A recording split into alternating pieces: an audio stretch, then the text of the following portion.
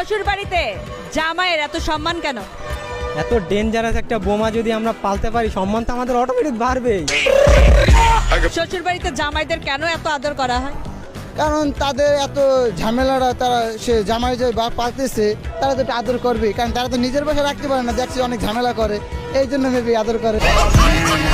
এই যে শ্বশুর বাড়িতে জামাইকে এত সম্মান কেন করে? জামাইকে এত সম্মান করে, তার বাসার ভিতরে যে একটা ঝামেলা ছিল সেটা তো আমার মাথা দিয়ে দিচ্ছে। এখন আমি তো এটা নিয়ে দৌড়াদৌড়ি করতেছি, আমি বুঝতেছি এটা চাপটা কি, এর জন্য আমাকে মানে বেশি সম্মান করে। আমার ঘরের রমণী জনকাল নাগিনী, ঘরের রমণী জনকাল নাগিনী, সুযোগ পাইলে কিছু ছাড়লো না রে, আমি পারি না আর পারি না, আমি কেন মরি না। করেন কি?